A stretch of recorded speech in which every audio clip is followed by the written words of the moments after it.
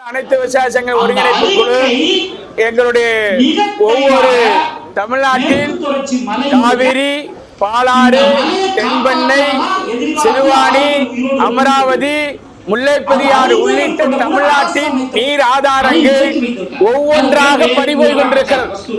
தமிழ்நாடு அரசு தட்டி கேட்பதற்கு தயங்குகிறது. சிறுவாணி குறுக்கே 2 ஆண்டுகளுக்குள்ளாக புதிய அணையை கேரளம் கட்டி முடித்திருக்கிறது.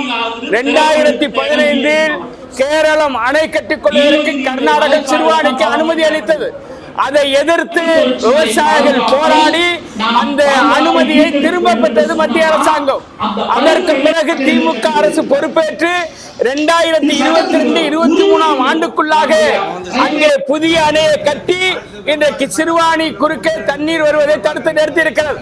அதற்கு அடுத்ததாக தற்போது அமராவதிக்கு வரக்கூடிய முக்கிய நீர் ஆதாரமான சிலந்தி ஆற்றின் குறுக்கே குடிநீர் என்கிற பெயரில் சட்ட விரோதமாக கேரள அரசாங்கம் அணை கட்டியிருக்கிறது.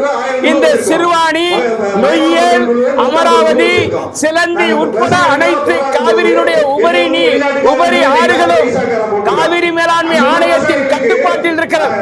எந்த அரசாங்கமும் தன் விருப்பத்திற்கு அணை கட்ட முடியாது. கீழ்ப்பாசன விவசாயிகள் கருத்தறியாமல் எந்த திட்டத்தை நிறைவேற்ற முடியாது. காவிரி மேலாண்மை ஆணையத்தின் அனுமதி இல்லாமல் எந்த திட்டத்தை நிறைவேற்ற முடியாது.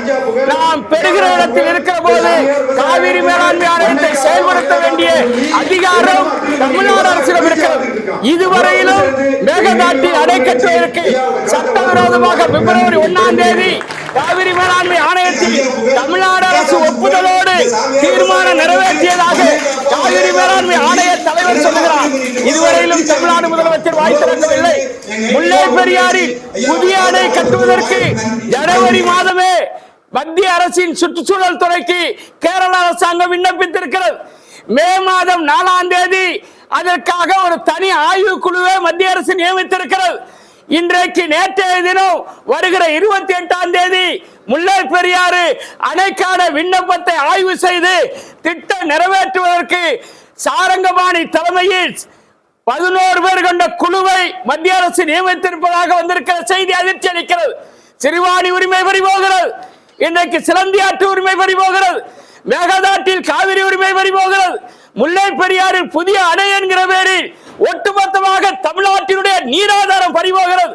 தமிழ்நாடு முதலமைச்சர் மு.க. ஸ்டாலின் வாய் திறக்க மறுக்கிறார்.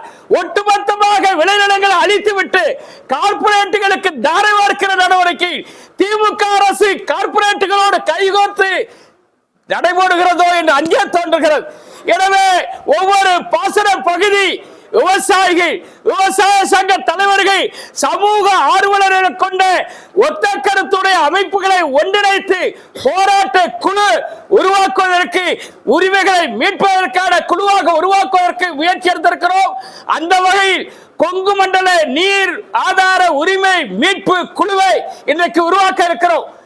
அதனை தொடர்ந்து வருகிற 13ஆம் தேதி, ஜூன் மாதம் 13ஆம் தேதி 9 ஆற்று டோல்கேட்டை கேரள அரசுக்கு எதிராக சிலந்தி ஆற்றில் அணை கட்டுவதற்கு எதிர்ப்பு தெரிவித்து உடனடியாக அதை தடுத்து நிறுத்த வலியுறுத்தியும், சிறுவாணியில் கட்டப்பட்டிருக்கிற அணையை உடத்தெறிய சட்டவிரோத அணை கட்டுமானத்தை தடுத்து நிறுத்த முற்றுகையிடுவது தமிழ்நாட்டில் இருக்கிற அனைத்து பகுதி விவசாய சங்க தலைவர்களும் விவசாயிகளும் அந்த போராட்டத்தில் பெருமளவில் பங்கேற்க இருக்கிறார்கள். அதற்கு முன்னதாக வருகிற 28ஆம் தேதி முல்லை பெரியாறில் புதிய அணை கட்டுவதற்காக இன்றைக்கு மத்திய அரசின் சுற்றுச்சூழல் துறை குழு நியமித்து அன்றைக்கு ஆய்வை துவங்குகிறது. அன்றைக்கு ஆய்வு துவங்குகிற அதே நாளில் மதுரை வருமான வரித்துறை அலுவலகத்தை முற்றுகையிட்டு அந்த குழுவை ரத்து செய்ய வேண்டும். புதிய அணை கட்டுவதற்கான வரைவு திட்ட அறிக்கையை மத்திய அரசு நிராகரிக்க வேண்டும். உச்ச நீதிமன்றம் முல்லை பெரியாறு அணை வலுவாக இருக்கிறது என்பதை உறுதியிட்டு தெரிவித்ததோடு மட்டுமல்ல, தொடர்ந்து அதற்கான 2 குழுக்கள் மூலமாக மாதந்தோறும் ஆய்வு செய்து அந்த அணை உறுதியாக இருக்கிறது.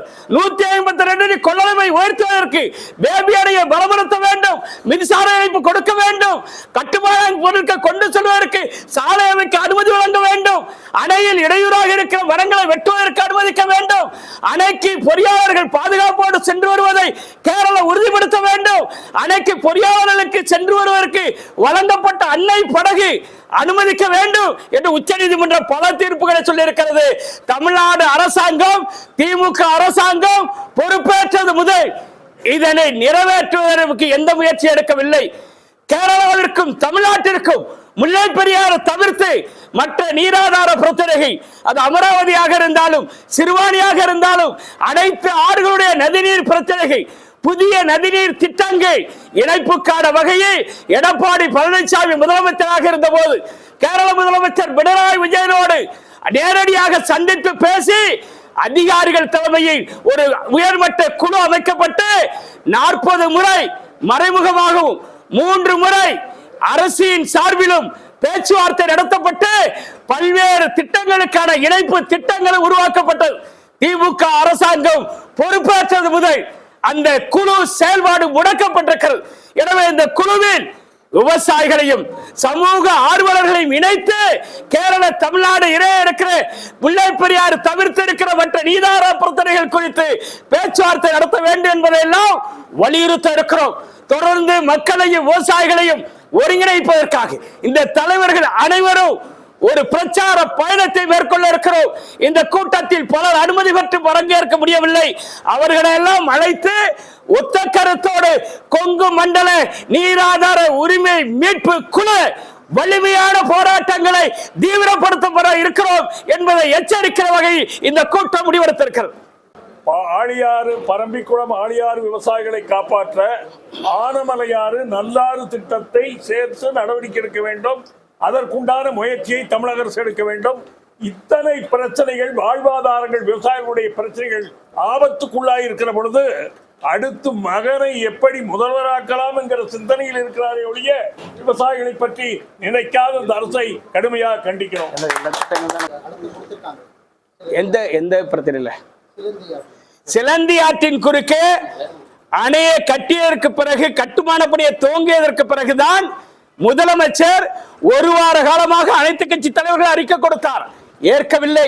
இன்றைக்கு கொங்கு மண்டலத்தில் விவசாய சங்க தலைவர்கள் ஒன்று கூட போறார்கள் என்கிற செய்தி அறிந்த பிறகு நேற்றைய முன்தினம் கேரள முதலமைச்சர் கடிதம் எழுதியிருக்கிறார். அவர் சட்டப்படி நடவடிக்கை எடுக்க வேண்டுமானால் கேரள அரசின் மீது ஆணையத்தில் நடவடிக்கை எடுக்க வேண்டும். காவிரி மேலாண்மை ஆணையத்தில், காவிரி மேலாண்மை ஆணைய கட்டுப்பாட்டில் தான் அமராவதி இருக்கிறது, பவானி இருக்கிறது, சிலந்தியாறு இருக்கிறது. எனவே அவர் கண்துடைப்பு நாடகம் ஆடுகிறார். முதலமைச்சருக்கு கடிதம் எழுதுவதன் மூலமாக விவசாயிகள் போராட்டத்தின் ஒற்றுமையை சீரழிக்க முயற்சிக்கிறார். அவர் உச்ச நீதிமன்றத்தில் அவசர வழக்கு தொடர வேண்டும். சிறுவாணியில் கட்டப்பட்டிருக்கிற அணைக்கு அவர் என்ன பதில் சொல்லுகிறார்? கட்டி முடிக்கப்பட்டிருக்கிறது. பவானியின் குறுக்கே 3 அணைகள் கட்டப்படுகிறது. அது குறித்து தமிழ்நாடு அரசுடைய கொள்கை நிலை என்ன? இத்தனை